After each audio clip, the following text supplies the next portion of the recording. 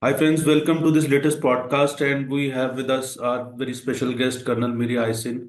Colonel Aisin, thank you so much for taking out time from your busy schedule. Always a pleasure to be here, Arun. Thank you for inviting me. And today we are going to talk about the recent actions of Israel. Israel has resumed military action in Gaza a couple of days ago. To give our viewers a little bit of background, on October 7, 2023, Hamas had invaded Israel. It had killed around 1,200 people, mostly civilians, and it took around 250 hostages. And after that, Israel started military action in Gaza.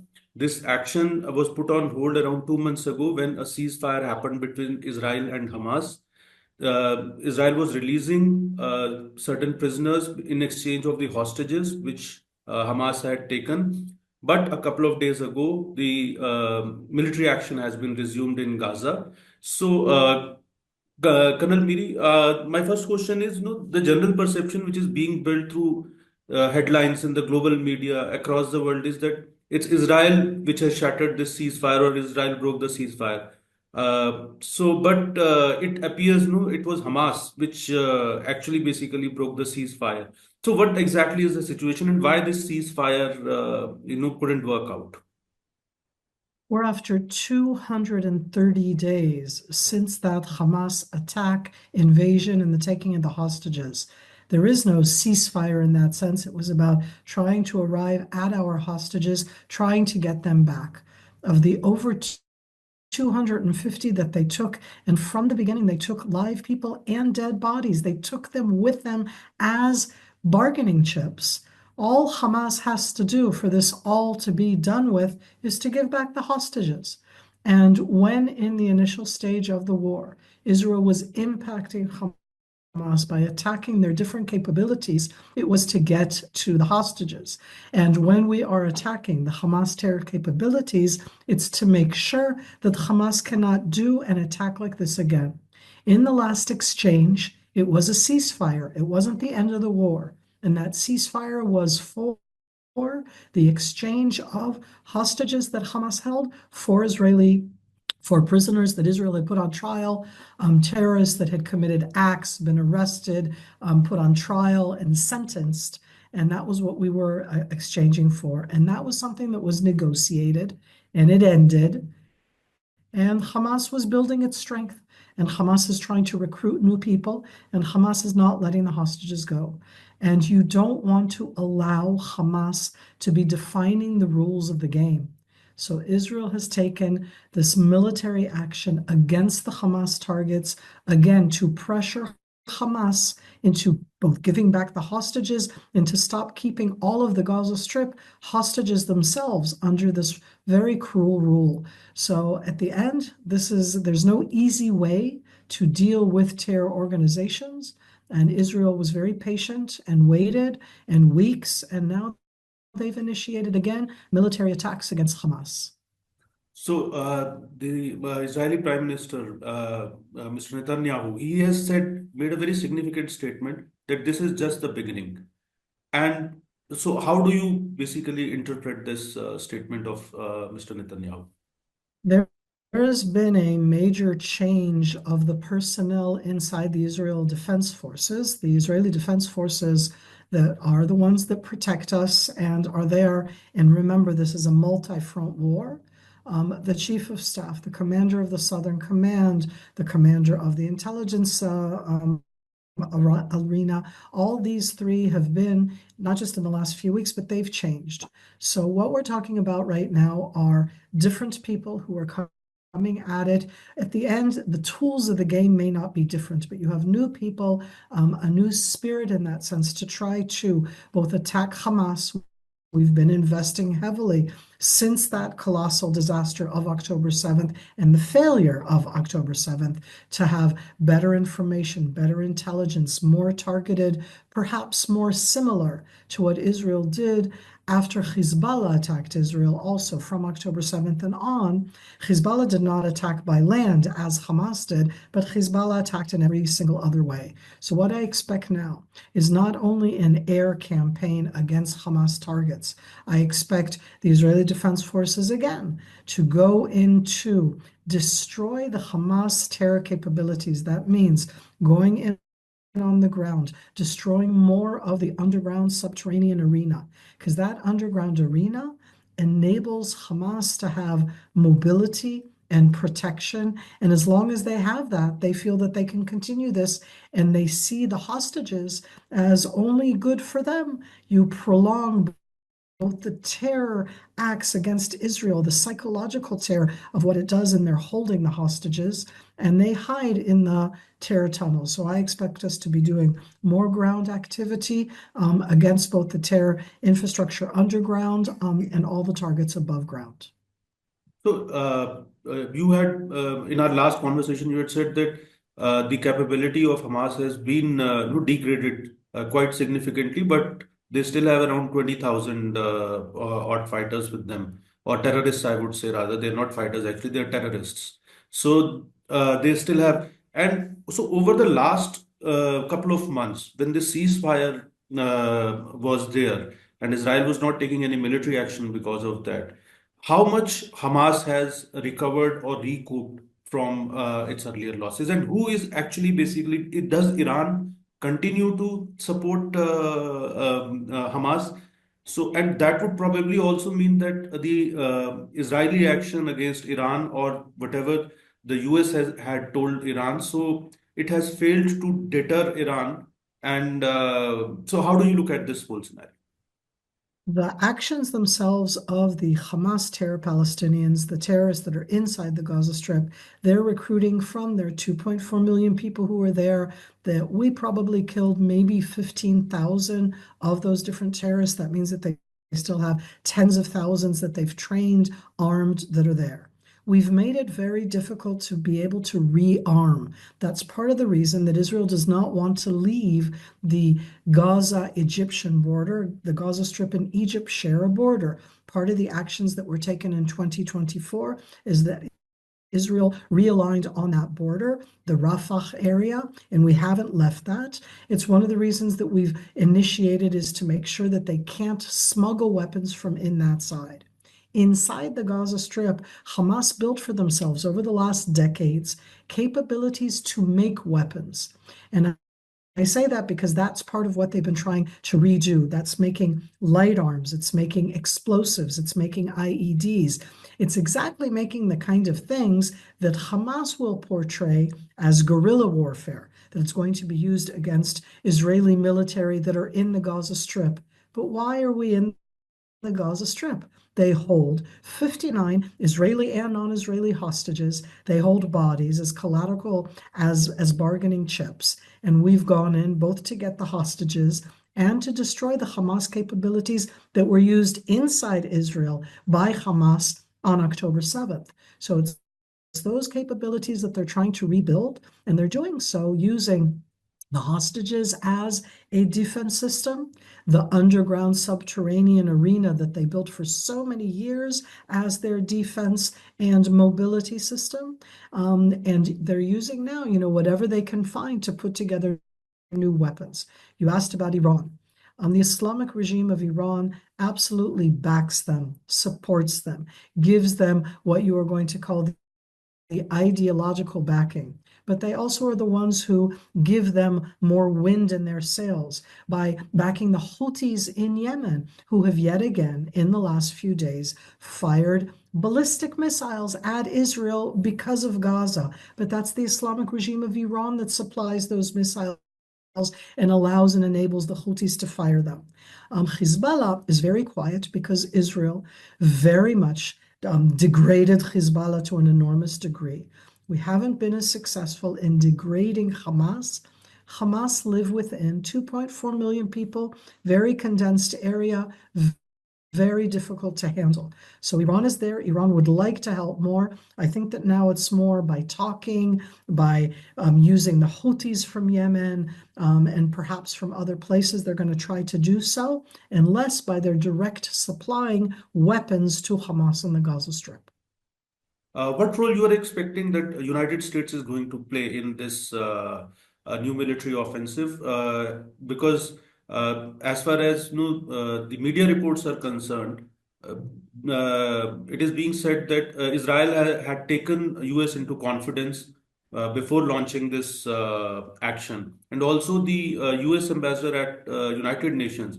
So he also categorically said after resumption of this military action by Israel that Hamas was not agreeing to any of the proposals, and it was not basically observing the terms and conditions which were fixed during this multi-stage or multi-tier truce. So, what do you think? How do you see the US role, and what is Israel's expectation from the global community also? There's a big difference between the way Israel perceives the United States backing right now and between what we're talking about the rest of the world. The change of administration in the United States, the election of President Trump in November, his inauguration in January, are one of, not the only, but one of the main reasons for the possibility to have done the exchange of hostages for prisoners that took place in January, February, and that was what that ceasefire was about. At the end of that, there was supposed to be a different phase, and the Americans were heavily involved, this administration, in the negotiations to arrive at a place where we could get back more of the hostages. This is a very challenging issue. For the terrorists, the hostages are their strategic bargaining chip. For us, it's seriously tearing our nation apart. And so, in between the two of how you get back the hostages and how you do not come and allow the Hamas terror organization to be the one that defines everything, the United States stepped in here. And the negotiations in the United States have said that because they talk directly to Hamas operatives, what Israel never does. Usually it's going to be through the Egyptians, through the Qataris, the Americans hovering around. They already stepped in a bit more. And right now, as it looks, the United States has very clearly said that Hamas did not agree to any of the negotiation aspects, did not agree to what the United States was saying there. And again, it was to get back more of the hostages. And as such, that what they were doing were just trying to push away and make sure that negotiations go on. But in the meantime, nothing happens to Hamas rebuilding in the Gaza Strip. And that's why Israel went on the initiative. And the last point is that the United States has openly, this administration backed Israel in our action, talked about the fact that Hamas needs to be destroyed. And even more important is they have taken active action against the Houthis in Yemen, who have fired missiles at Israel in the last few days.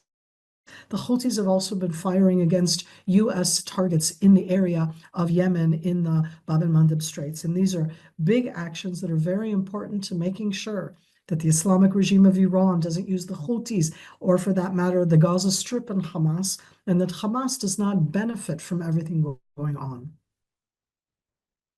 And how do you look at the rest of the global community?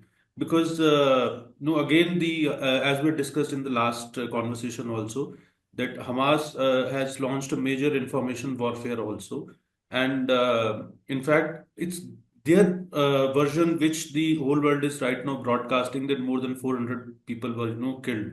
It was a statement by the Gaza's health ministry. So there was no independent verification, but the stories were being run as if this is actually basically the real death toll. So that's a very strange thing. So two questions. One is that how you feel that because Gaza in Gaza Hamas is able to again project that there is a massive humanitarian crisis which is in the offing or which is looming large over Gaza. And the global community, the lot of countries seem to be buying this argument. So, how do you look at right now? The world seems to be pretty stunned, with the resumption of the military action. So, but what's the kind of feedback you are getting from the rest of the world? I think that the issue of the humanitarian situation of the Palestinians in the Gaza Strip is at the heart of what Israel would like the entire world to see, what Hamas have done to their own people inside the Gaza Strip. I am absolutely for humanitarian help for every single person inside the Gaza Strip, for every mother, for every child. It is horrible when we see uninvolved civilians die. And I want to hear everybody around the world holding Hamas accountable. I want to hear everybody around the world showing Hamas for what it is, for a moment, I am not saying that we have not done actions. And we are continuing to do actions. And we, right now, in the last few days, as Israel yet again initiated both aerial actions and on the what looks like are going to be more ground actions, Israel is giving out early warning, maps, telling people where to go to save their lives, showing it in a lot of different ways. You don't have a telephone, you say you don't have electricity, sending flyers from the air, telling that this is what you do to save lives. And what Hamas is doing is everything possible to use that element, to use our hearts, to use the fact that we all want to be there, and to use that in the most horrific way to make sure that they stay in power, that they use their hostages as bargaining chips. And that's what I'd like to hear. For a moment, I don't expect the world to be silent about the horrific situation that the people of the Gaza Strip have found themselves in. And I want to hear a very clear voice that totally understands that this is all about Hamas. And there's no problem. It can end right now as we're speaking, Arun. 59 hostages come back, and it's not about just the number, it's about the action, the planning, the years of putting into this, and the absolute cry that Hamas have said time and again. It's about the destruction of Israel, not about anything else. Do you think that Hamas actually basically agreed to the ceasefire to use it as a ploy to recoup and regroup, and it had no intention to honestly kind of basically go into a ceasefire and return the hostages? When they want the ceasefire both to rebuild themselves, to show that when they do a ceasefire that they get something, and they are getting. That's what's so difficult, is at the end, for us to get the hostages back, if we can't get to them in military terms, then we're going to have to exchange something for them. And we have let out of jail the most heinous terrorists that you can imagine, that have killed dozens, hundreds of innocent people, both in Israel and around the world, that they were caught, they were put on trial, they were put in jail for 16 years, 16 life sentences for 16 innocent people that they killed, for 23 life sentences. We've let them out to be able to get that hostages. And what Hamas want to do is to prolong that, because that shows that for them, when you kidnap people, when you put them, I mean, you barbarically do what you do, murdering, kidnapping, including dead bodies taking, then you get a price from Israel, and they continue to call for the annihilation and destruction of Israel. There is no easy way around. I want to be clear. To get back our hostages, I think we're still going to have to let other horrific terrorist prisoners out of jail to get back our hostages. I don't think that Hamas will let it otherwise. We're not going to conquer the Gaza Strip, destroy the Gaza Strip. We could have done that last time. We're not doing that now. What we're trying to do is destroy the Hamas capabilities, what they're trying to rebuild, to put pressure to yet again get to a situation that will be able to get back our hostages, 59, hopefully 24 alive, and another 35 dead bodies. Karan Miri, you have served for almost 2 decades in the intelligence community. What's the sense which you get? Though it's a very complex situation. So, my last question is that how long do you think that this latest round of action from Israel is going to last? Or if I put it, in other words, that how much time Israel would require to completely destroy the capabilities of Hamas? Or is there any specific answer to it in terms of the time frame? I don't think that you can completely destroy the military terror capabilities of any terror organization anywhere in the world. You can't wipe them out, but you can degrade them to a degree that, first of all, they don't threaten you in the way that, for example, the type of Hamas October 7th attack threatened Israel. And you can also make sure that decent people that listen to you and me are understand that they want to sideline the terror organization, because that's how you sideline it. When people don't support it, when people see what it stands for, the way that it uses it. So I too am for an independent Palestine next to Israel. That's not what Hamas is for. And not only that, but Hamas says very clearly that they're willing to do so through the use of killing civilians. Why would they kill me? because I was in the military. Why would they kill you because you support Israel? Why would they kill a 9-month baby because it's a future soldier? The logic that they use is horrifically impossible. So when I look into my crystal ball, I think that the military action now will go on and get even a bit more.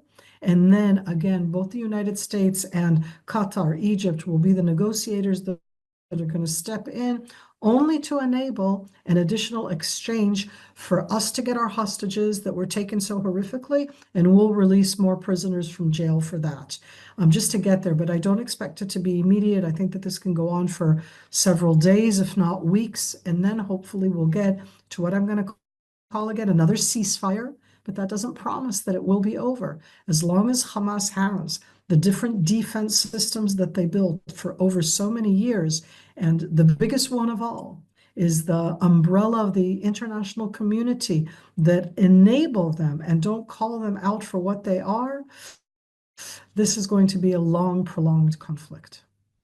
Thank you, Colonel Aisin, for taking out time from your busy schedule. And we'll be back soon with another topic. And if you have any questions for Colonel Aisin, you can post that in the comment box of our YouTube video, and we'll take these questions to Colonel Aisin and try and get answers for them also. And we'll be back soon with another topic soon. Thank you, Colonel. Thank you. Thank you all so much, and that we should all have quieter, peaceful times. Thank you.